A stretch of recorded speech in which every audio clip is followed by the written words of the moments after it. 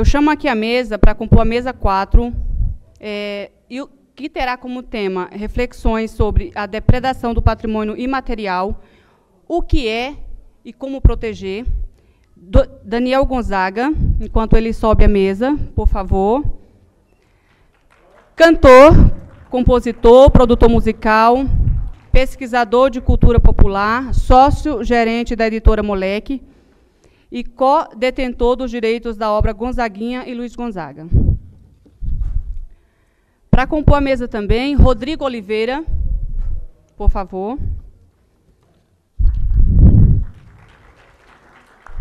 Advogado, músico e consultor do terceiro setor.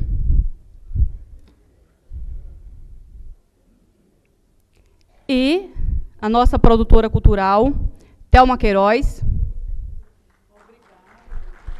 que já está aqui. Deixa eu falar quem é a Thelma aqui, porque a Thelma é um bocado de coisa também. Mas ela colocou poucas coisas. Então, é advogada e produtora cultural, que eu já tinha falado. E, para mediar a nossa mesa, Renato Paes, por favor. Não me contaram uma colinha, Renato.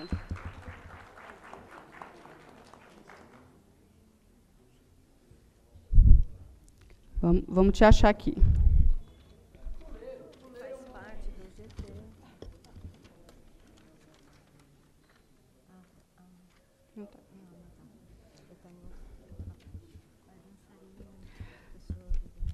Dançarino, professor de dança,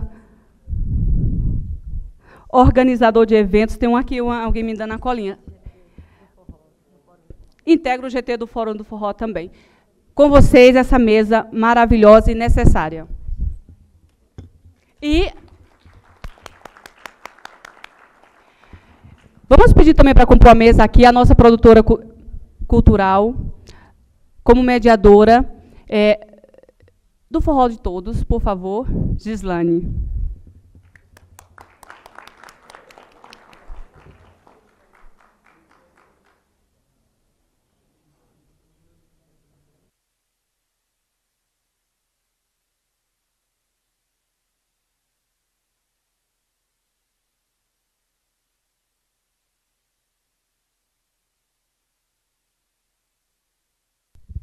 Boa noite. Boa noite a todos, a todas. Bem-vindos. Mais um dia, o finalzinho. Quem vai começar falando, puxa a mesa, convido o Rodrigo. Vai falar da parte de conselhos. De conceitos, desculpa. Então, Rodrigo vai falar da parte de conceitos. Bem-vindo, Rodrigo. Obrigada pela participação. Eu que agradeço, é uma honra estar aqui.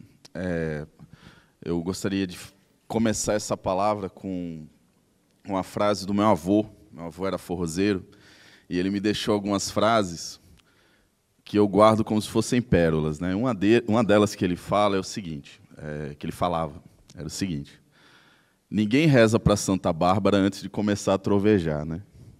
Então, é a cara do Brasil essa frase, né? Por conta disso, a gente tem a frase quer dizer mais ou menos isso, que a gente não tende a tomar determinadas ações.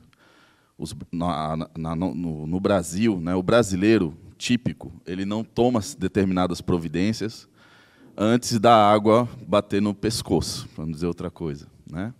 Raramente a gente tem essa postura preventiva, de cuidado, de não deixar certas coisas acontecerem, ao invés de depois ter que tomar as providências para que a gente não perca determinadas coisas, né? Quando a gente fala de depredação do patrimônio imaterial, quando a gente fala de patrimônio histórico e imaterial, na cabeça do povo e até na cabeça dos juristas, porque nós temos uma cultura muito tecnicista no Brasil, muito voltada para as coisas materiais, muito voltada para o mundo real, o mundo concreto. Quando a gente fala de patrimônio imaterial, a gente está falando de uma coisa muito abstrata. E aí, quando você fala de depredação do patrimônio imaterial, é quase você falar um açougue vegano, né? É uma coisa meio, como assim, né? Ou é açougue ou é vegano, como que é possível? Não existe isso, né? Porque a depredação é uma coisa muito concreta, é uma coisa muito real, uma ação muito efetiva, né? Muito material. E o patrimônio é imaterial, ele é uma coisa que tem uma carga simbólica, né? Tem uma característica de ser muito mais do que aquilo que está no mundo material ali. Por exemplo, uma imagem de um santo não é só uma estátua de barro. Tem uma carga simbólica por trás daquilo. É nesse sentido que a gente fala de patrimônio imaterial. É quando as coisas têm um significado muito maior do que aquilo que a gente vê, efetivamente, no mundo real. Certo? Nisso, o nosso ordenamento jurídico ele se complica, né? Acaba sendo muito complicado tratar desse assunto. Então, desde o início, o nosso ordenamento, né, as leis que foram criadas nessa área, elas buscam muito mais ter um papel preventivo do que corretivo. Ou seja, é muito melhor e muito mais barato e muito mais simples eu incentivar a manutenção do patrimônio histórico e material original do que eu ter que ir atrás de quem estiver tentando acabar com ele.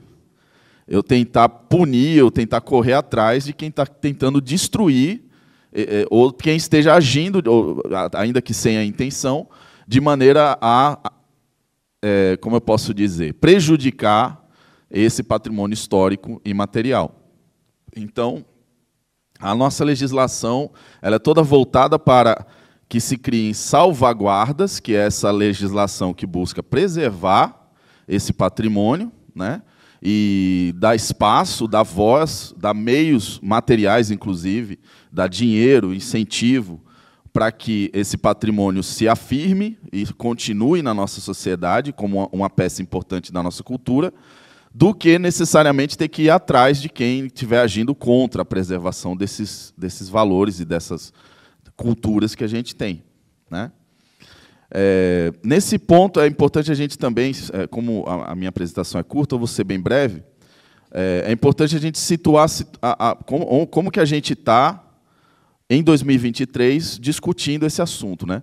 Eu acho que muita gente deve ter se perguntado, antes de vir para cá, por que em 2023 a gente está fazendo, ainda está nos primeiros fóruns para preservar, para se voltar a essa preservação, esse cuidado. Por que não antes? Por que não há 20 anos atrás? O forró ele está aqui no sudeste do Brasil praticamente desde a formação dele, porque Luiz Gonzaga veio tocar aqui. Temos aqui um representante até da família Gonzaga.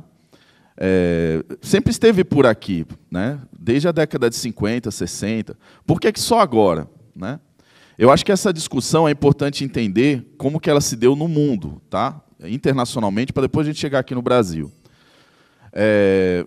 Se você olhar para os países desenvolvidos, eles não têm interesse em proteger o patrimônio, não é prioridade proteger o patrimônio imaterial deles, porque esse patrimônio está aí no mundo todo, inclusive. Quando eles exercem uma coisa que se chama hegemonia cultural, e se brincar, por exemplo, tem gente que conhece a cultura dos Estados Unidos melhor até aqui no Brasil, que conhece a cultura norte-americana melhor do que a brasileira, do que conhece a brasileira.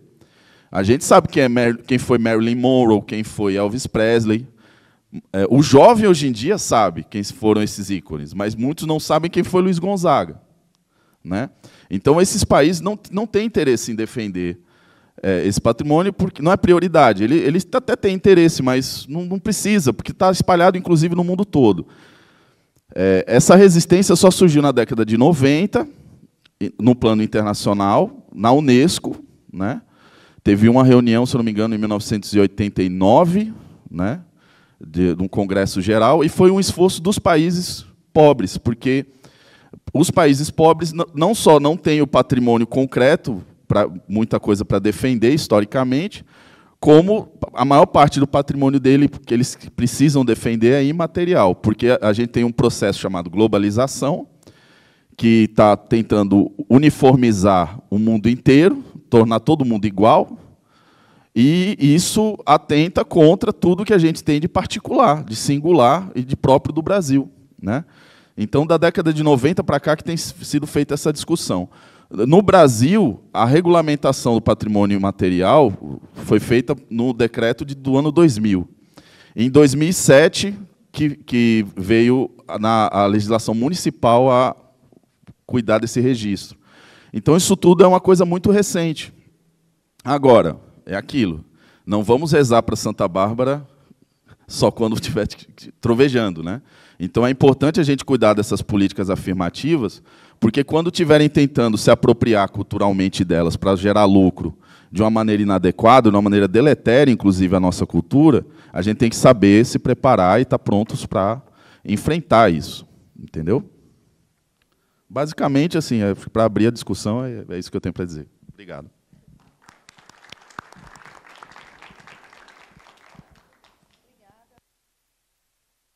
Então, agora, partindo, vamos passar a voz para o Daniel Gonzaga. Ele vai fazer uma reflexão sobre depredação.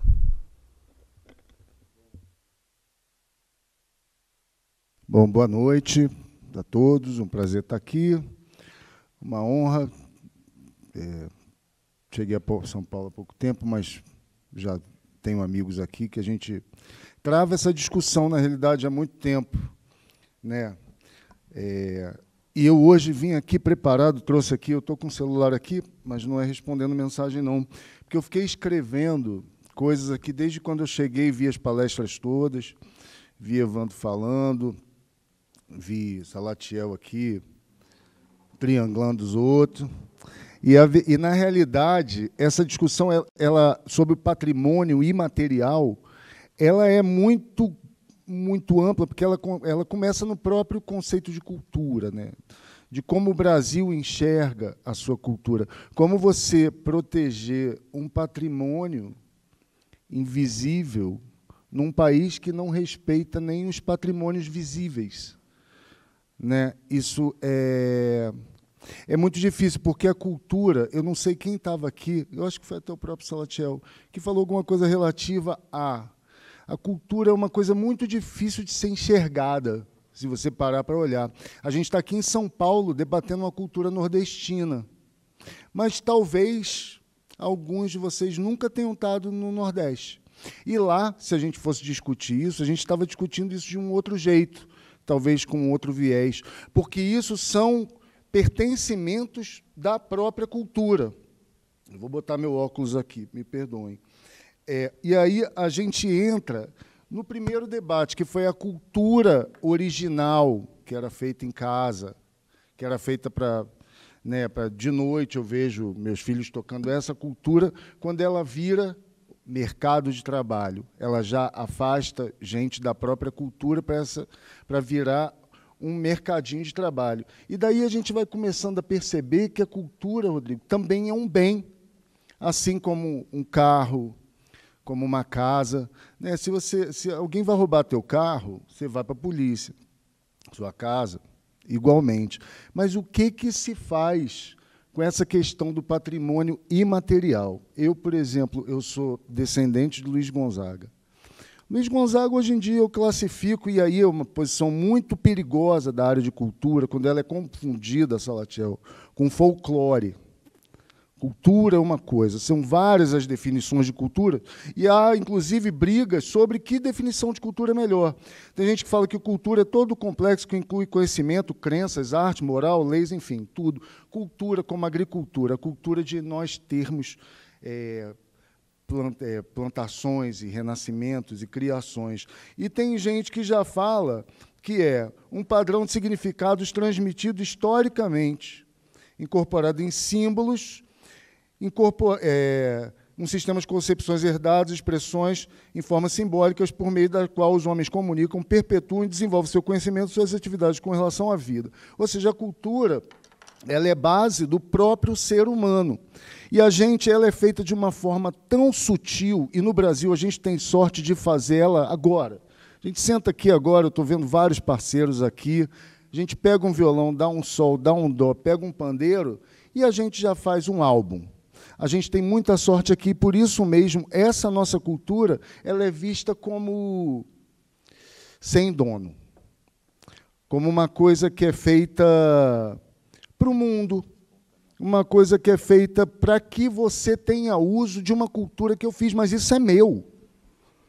Você não pode pegar Luiz Gonzaga, Roberto Carlos, botar numa camiseta ou fazer, a menina que citou, featurings, só porque hoje você tem como extrair voz da internet, colocar a tua voz em cima e lançar um disco. Isso não pode acontecer. Isso está acontecendo no nosso dia a dia, com tudo, com peças de teatro, com textos de Twitter, com músicas dos outros que transformam em paródia, sem pedir autorização. Está na Constituição brasileira. O compositor, o autor, ele tem direito de preservar a sua obra. E o que está acontecendo, por exemplo, no caso do Luiz Gonzaga, Salatiel? As pessoas roubam Luiz Gonzaga, porque o nome disso é roubo. O nome disso é roubo. Como se eu estivesse roubando um carro. Roubam Luiz Gonzaga e o mercado, aquele que eu estava falando, que diferenciou aquela cultura, aquela atividade que se fazia em casa, caseira, ou para amigos, ou transformou em mercado de trabalho, o mercado baliza isso. Então, ao invés dele proteger Luiz Gonzaga, proteger essa cultura que é feita na rua, no dia a dia, ele contrata o cara que fez o featuring e relança, agora de forma oficial. E é dessa forma que a gente vai perdendo a nossa cultura no dia a dia, porque ela é feita com alegria. Quando a gente debate o forró, e isso foi feito bem antes de Luiz Gonzaga, isso já vem Luiz Gonzaga, é a reprodução de um meio onde ele vivia. Quando a gente debate cultura, a gente está debatendo uma sociedade na qual a gente vive, sabe? Então, assim, poderia falar aqui horas e horas, porque é um assunto fascinante, a questão da manutenção dessas nossas potencialidades, da defesa dessas nossas potencialidades, e sair aqui com uma coisa em mente. Assim, você tem que pedir autorização para qualquer obra que você utilize. Essa percepção de cultura não é só aquilo que você vê na televisão que se transforma em cultura. Cultura, sabe, nesse sentido amplo, é tudo aquilo que a gente faz. E ela está na rua, mas não é por ser de rua que ela não tem dono, sabe? A não ser aquelas músicas que já são adaptadas do cancioneiro popular, tudo certo, mas eu não posso pegar um trabalho de outra pessoa e transformar numa obra que me ofira lucros. Então, assim, essa percepção, para arrematar, a percepção do imaterial, ela é muito complicada num país que não tem respeito nem pelo material, nem por aquilo que é visível. Como você falou, a gente vive numa sociedade, tem uma legislação voltada para o material, mas essa percepção, aí ela só vai chegar nesse sentido delicado, amplo, sutil, apoiado na educação. Aí já não é como a educação vai levar a cultura para as ruas, porque no dia do folclore, você botar um cara tocando pandeiro lá, talvez seja a única coisa que a gente tem, óbvio, mas talvez não seja suficiente. Entendeu? Então, assim, é preciso essa percepção sobre o que é sutil, baseado na educação, mas nem sempre essa cultura que a gente está querendo apregoar aqui, seja o forró e os outros 360 ritmos ou mais catalogados no Brasil.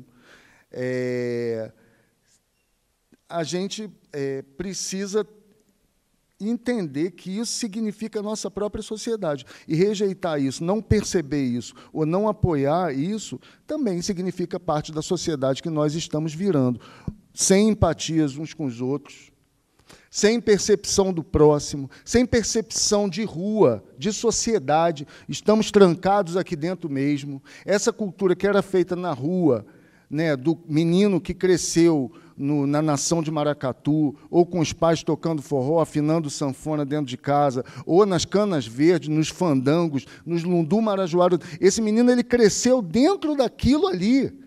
Ele queria ser tocador de pandeiro, ele queria ser tocador de alfaia, porque ele viu o avô, ele viu o pai, não foi porque a escola foi lá. Mas aí é que eu falei no começo, o Nordeste está lá, aqui a gente está em São Paulo, a gente estuda antropologicamente aquela região que deveria ser uma região diferente do país, a gente perdeu a capacidade de síntese, de ver isso. A cultura popular, o forró, o Fórum do Forró, ou do jongo, ou do carimbó, ele tem que perceber isso. Essa cultura na rua, talvez ela nunca mais vai existir. A gente está estudando ecos de uma cultura que foi, que é nossa. Mas e quando a gente fala de moleques de 10, de 12 anos de idade que não estão aqui? E que hoje, com a cultura do copia e cola da internet, acham que tudo é deles porque está ali na internet. Aí a gente entra em regulação de internet, que não tem a ver com perda de direito, que não tem a ver com corte de liberdade de expressão, nada disso. É uma regulação de mostrar para um país que não respeita nem o material, que o imaterial talvez seja o mais importante, porque são as nossas reminiscências de nação, de pertencimento, de reprodução de um povo que um dia nós fomos e continuamos sendo. Mas, daqui a pouco, os que têm 10, os que têm 5, eles vão reproduzir o quê? A reprodução de uma cultura que um dia foi, porque hoje nós não abalizamos mestres, não salvamos mestres, não lidamos com as salvaguardas necessárias para manter esse bojo cultural nacional que nós temos, e aí eu não sou ufanista, nada a ver com isso, é o estudo de uma sociedade que nós somos, que nós fomos e que nós seremos. Então, daqui a 20 anos, talvez haja o Fórum Nacional do Piseiro. E ele vai representar o quê? A ideia de reprodução de um dia nós tentamos salvar isso tudo, esse caldo nacional maravilhoso, mas talvez, se a gente não for muito ágil nisso, nós não consigamos. Esse assunto é fascinante, me perdoem se eu me estendi. Querido, bata o sino, por favor. Obrigada, Daniel. Com vocês agora, Thelma, produtora e advogada. É isso aí. Boa noite, legal ver todo mundo aqui. E eu queria começar, aspas, a minha amiga Rosa foi buscar lá no fundo do baú essa informação de que a gente se conhece há 40 anos, mas eu perdoo, porque ela é minha amiga, né? Mas você falou, o programa Vai, né? E o Vai começou em 2004. E eu queria homenagear, porque homenagem é muito legal, né? A mesa. Eu vou homenagear vocês depois, mas eu preciso homenagear lá primeiro. A dizer o seguinte, que nós temos aqui presente de blusa azul, de chapeuzinho ali na cabeça, o seu Adão, que foi o proponente do Festival de Repentista do Vai 2005. Então, a competição de velhinhos aqui, eu quero saber quem é que tem o projeto do Vai mais velho aqui nesta sala. Porque eu acho que é o senhor, seu Adão, tem impressão. Então, uma salva de palmas para um belíssimo programa mesmo. O festival depois teve, em 2009, esse festival numa biblioteca temática do Cordel, a Belmonte, com a ajuda da bibliotecária, porque ainda era uma era que difícil, ainda é tudo difícil, edital, blá, blá, blá, mas era pior. Então, a bibliotecária sentou, fez o projeto, e eles ali tiveram muito orgulho desse trabalho. Eu tenho até hoje, né, Adão? Mas o Adão continua lá com vários projetos. Em 2009, só para trazer uma palavra chique, que é a linha do tempo, né? Que é a cronologia, 2009 foi quando eu comecei nesse ambiente de 3 eixos, né, do forró, do repente e do cordel. E conheci, a partir de uma casa chamada a Casa do Seu Alberto Chapéu de Palha, em Santo Amaro, um amante da cultura nordestina. Ah, é um fofo. Um abraço para o senhor Alberto. E ele me apresentou a Fatel, Luiz Wilson, os repentistas, os cordelistas, assim conheci o Cacá, o Costa Sena, todos, 20 e tantos cordelistas, e fizemos um projeto com o Ministério da Cultura, com 37 artistas, pagando R$300, que eu me lembro muito bem, pouco, né? E ele foi um pontapé inicial para esse nosso, para eu estar aqui hoje, com a sustentação dos artistas, produtores, das esposas e etc. Aí vamos passar para 2013. E eu vou ter que ler. Carta aberta à Subprefeitura de Santo Amaro. Fui eu que escrevi.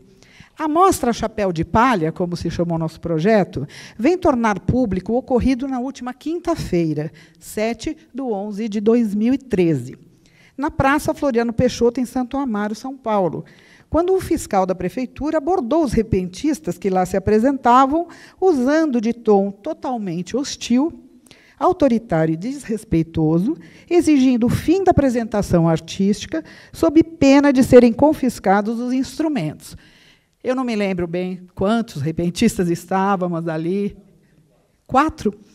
Mas eu sei que eu fui para cima do cara. Falei, não, pode chamar a polícia que vai prender, sim, vai prender e tal. Foi horrível, porque a gente estava fazendo a utilização da praça Floriano Peixoto, um lugar, de um reduto nordestino na cidade, a pedido da prefeitura. Vocês não querem usar aí, quero revitalizar essa praça? Aí veio o fiscal da prefeitura e fala, vaza. Opa, então a gente vai vazar mesmo, chama a polícia, não sei o quê. Fiz um escândalo e fiz essa carta aberta, pus lá no site, bem bravinha. Acontece que, aqui fala aqui no final, contudo, jamais pudemos imaginar, conta assim, muitas histórias ouvimos sobre a humilhação sofrida antigamente por repentistas em São Paulo, que volta e meia eram presos por vadiagem. Não é verdade? Isso é o conceito esse patrimônio, o que a gente pune, o que está certo, o que está errado, porque a gente não põe a mão, né, nessa cultura imaterial.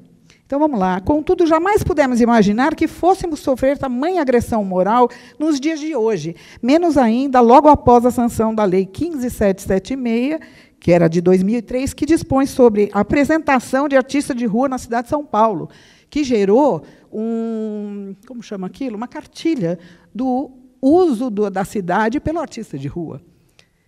Mas isso porque também teve uma outra revolução que não podia apresentar aqui, não podia ali, não podia vender, não podia não sei o quê. É a reflexão que eu vou fazer para vocês. O que é, então, o patrimônio, como a gente cuida dele, como a gente pune isso. O que caspa é isso? Calma, vamos lá. 2003, 2017, está aqui. Nada conseguirá parar o cordel.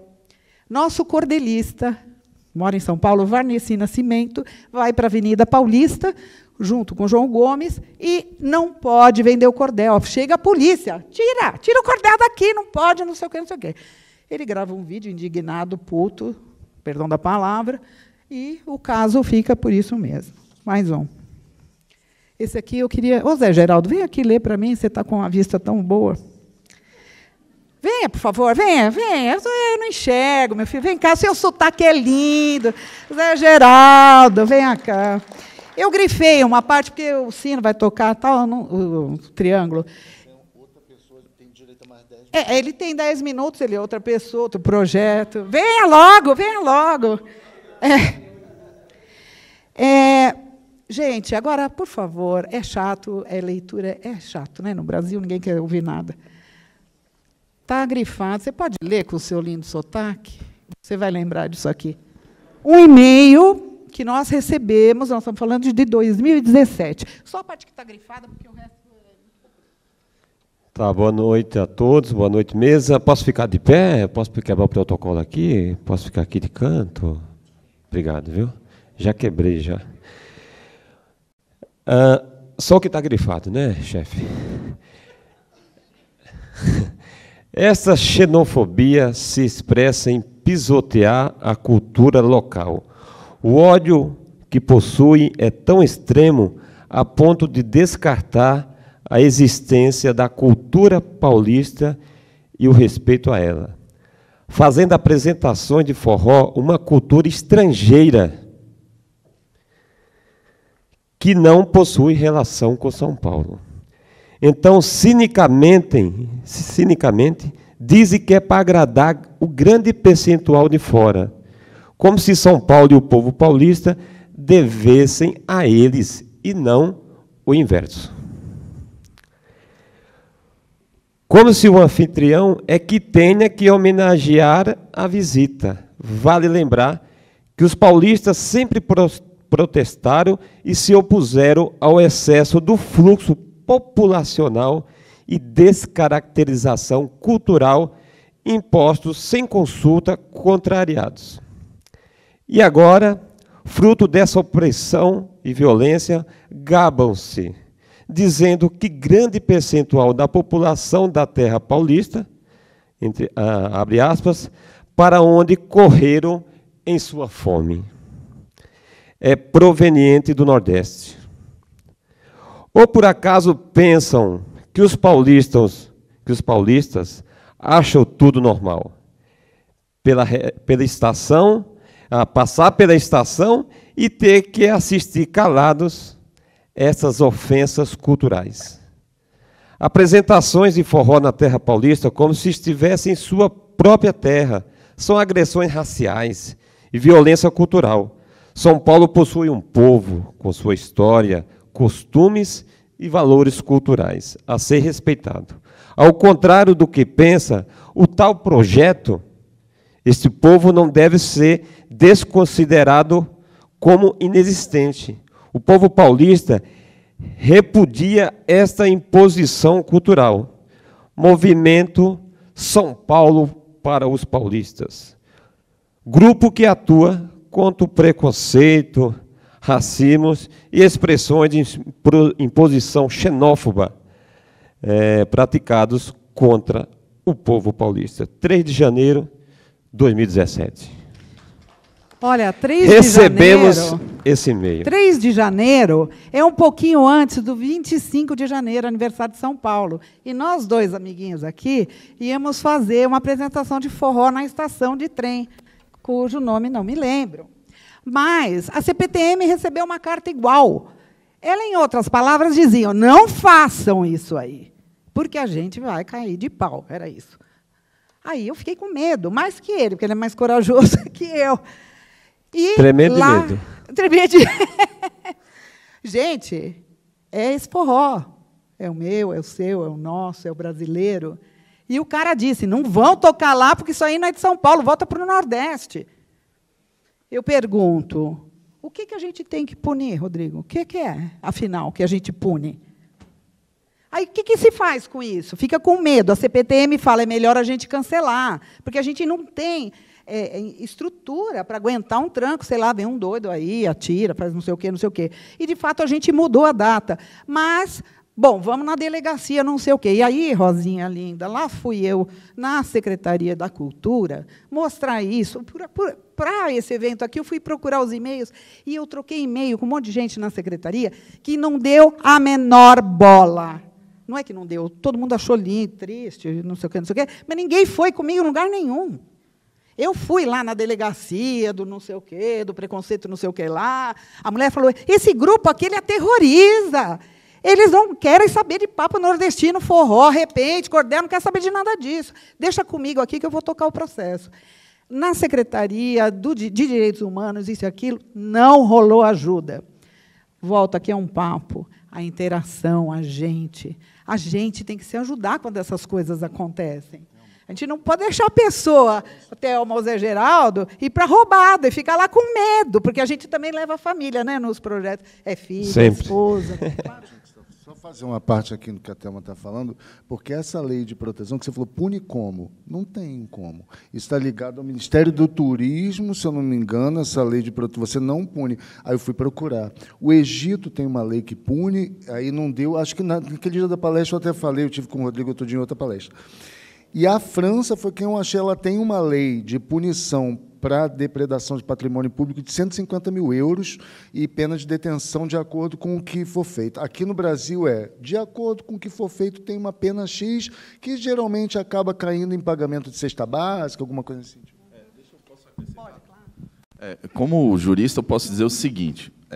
Primeiro, o Código Penal ele tem 3 artigos sobre o patrimônio imaterial. Não estou falando de patrimônio histórico e material, mas sobre patrimônio imaterial. É o artigo 184, o artigo 185 e o artigo 186. Eles punem como crime a violação de direito autoral, de marca e patentes. Só esses 3 podem ser tratados como crimes mesmo, certo? As punições que eles colocam basicamente vão se resolver como multa, mas é aquela coisa, é multa, mas se você não pagar, você vai para a cadeia. Tá? Mas isso para violação, isso é importante vocês guardarem, violação de direito autoral, marca e patente. O resto vai se resolver na esfera civil. Na esfera civil, do que se fala? De patrimônio, de dinheiro, de indenizações, de reparação.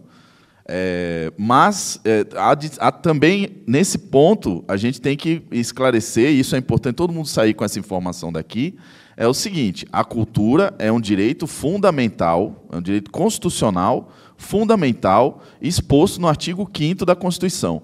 Porque qual é a diferença de um direito fundamental para um outro direito qualquer?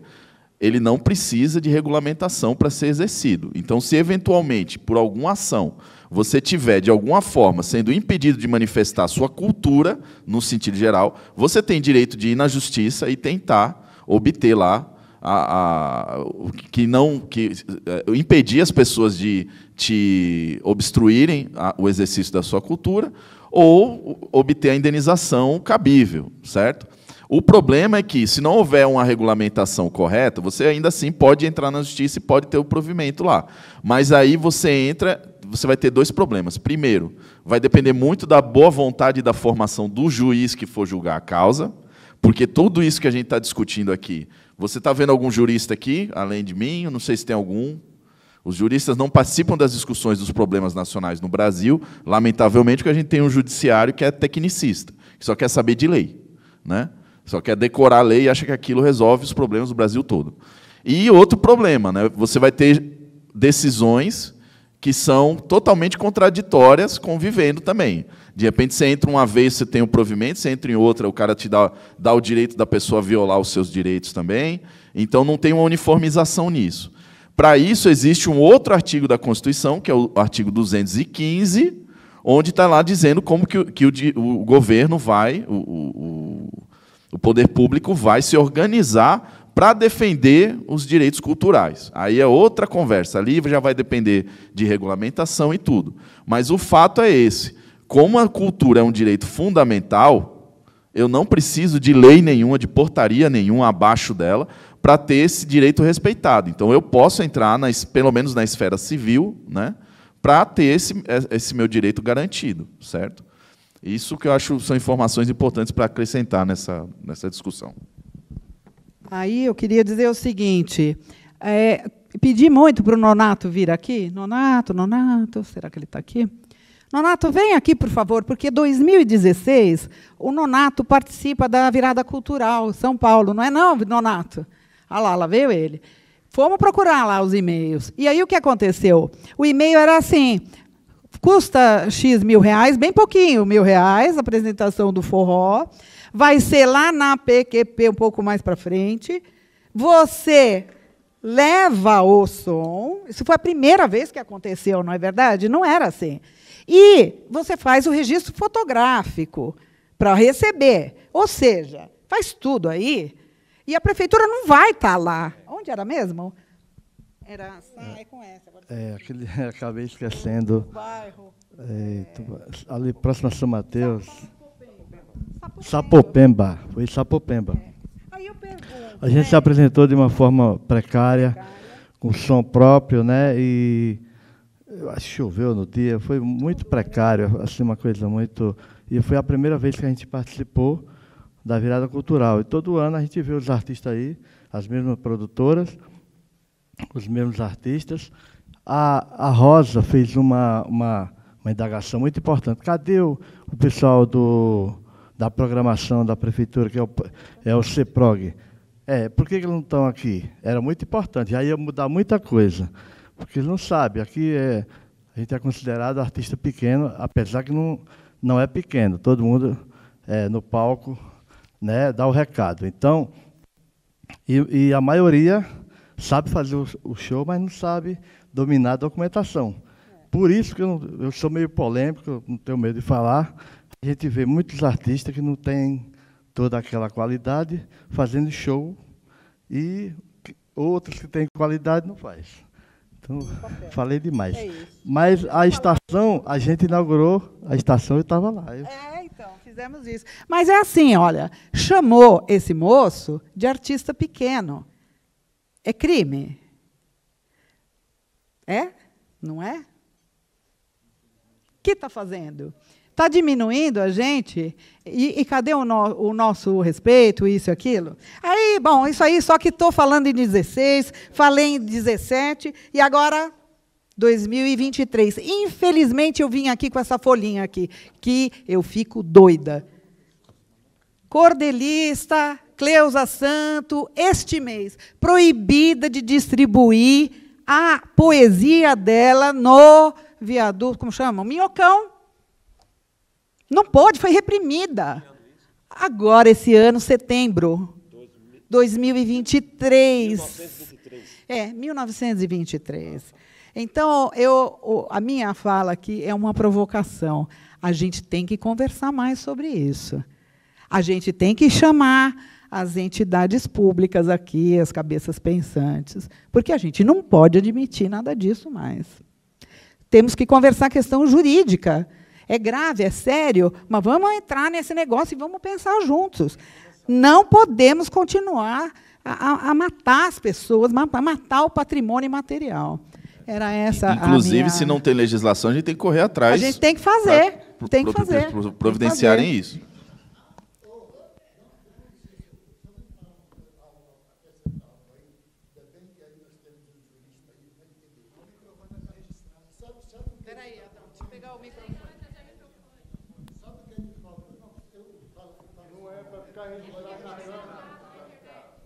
É isso aí. Boa noite a todos vocês. Eu me chamo Adão Fernandes, sou cearense, cabeça chata, baixinho, banguelo e buchudo. Então, vocês já estão vendo que é de lá mesmo, né? Não tem como dizer que não. Eu quero dizer o que está faltando verdadeiramente é isso. Esses representantes, eu vi hoje aí, por exemplo, eu assisti 3 representando aí. Agora, chega e pergunta a algum deles se já foram expulsos de uma praça por estar cantando para defender a cultura dele. Pergunta se algum deles já foram levados no fundo de um camburão para o 1º distrito aguentar encheção de saco de delegado e de policial. Nenhum. Por que eles não trazem nenhum dos artistas, por exemplo, que representam isso aí? Está aí, o rapaz aí é parente de Luiz Gonzaga, o nosso mestre. Luiz Gonzaga também sofreu isso que eu estou dizendo. Agora, você sabe por que ele chegou lá? Porque teve apoio de alguém que colocou ele lá. Agora, aqui, não existe um representante que chegue aí para conversar nesse meio aqui. Nós temos o IFAM, por exemplo, está aqui, que eu vou dizer, tem. Mas veja lá, se tem algum repentista, algum coquista, algum sanfoneiro daquele que usa a sua sanfoninha, o seu pandeiro para ganhar o seu pão de cada dia e divulgar a sua cultura lá. Tem não. Tem aquele seu fulano que é formado. Ele leu numa página de livro e vai lá. Então é por isso que eu digo, enquanto nós não tivermos representantes, como eu falei para o senhor Luiz Inácio Lula da Silva, conversando com ele, nós dois comendo uma vaca atolada em Brasília, eu falei para ele, Luiz Inácio Lula da Silva, Lula, meu amigo, você me envergonhou. Você falava uma coisa, quando chegou no poder, fez outra. Primeira coisa que aconteceu, ele botou como ministro da Cultura Gilberto Gil. Qual foi o bem que Gilberto Gil fez pela cultura? A filha dele, que não era artista coisa nenhuma, fazia um show por 5 mil reais, botou ela para fazer um show por 500 mil reais. Foi isso que ele fez. E viajar para um canto e para outro. Não tem um defensor da cultura com sinceridade que entre naquilo ali para defender a causa. Eu estou falando isso, não é querendo defender um patrimônio meu. Não. É para a nossa futura geração que vai vir. O que os nossos futuros vão ter quando chegar lá na frente? Se nós não vamos ter mais o sanfoneiro que puxava aquela sanfona pé de bode, nós não vamos ter mais o repentista que afinava aquela viola estridente para cantar, nós não vamos ter mais o cordelista como o Cacá, que escreve aquilo ali rabiscado e declama para o pessoal. Não, vai ser tudo importado e trazido de fora. Então, eu quero dizer que precisa nós mudarmos a nossa conduta e ver o nosso valor. Alguém pode achar que eu sou, como eu disse, baixinho, buchudo, banguela e careca. Tá? Digo isso aí com muito orgulho, não é me rebaixando, mas eu sei do meu valor e sei o valor de cada um. Não adianta nada a pessoa chegar com essa representatividade que teve aqui, parecendo bonito em folha de jornal, mas a realidade é outra, completamente diferente.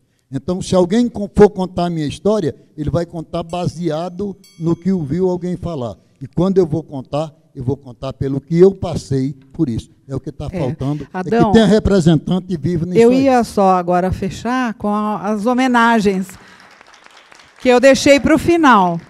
E eu estou homenageando todos nós, toda essa mesa, todas essas cadeiras, todo mundo. Mas eu pediria, seria de coração, que a gente parasse para homenagear o Sebastião Marinho. Desculpa. Se vocês não sabem quem é, procurem saber quem é Sebastião Marinho. O que é o CRAM para a cidade de São Paulo? Que ia lá na delegacia tirar os repentistas, que eram presos por vadiagem. E vão lá ver onde ele está e como ele está. E os amigos estão lá dando cadeira de roda e ajudando, porque ele está acabado. E ele falou uma coisa para mim muito importante.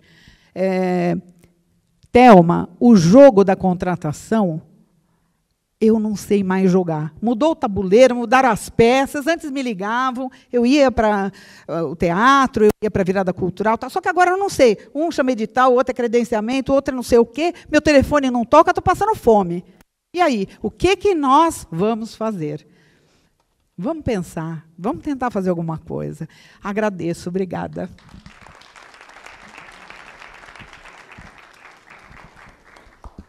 Obrigada, Thelma. Obrigada a todos que participaram.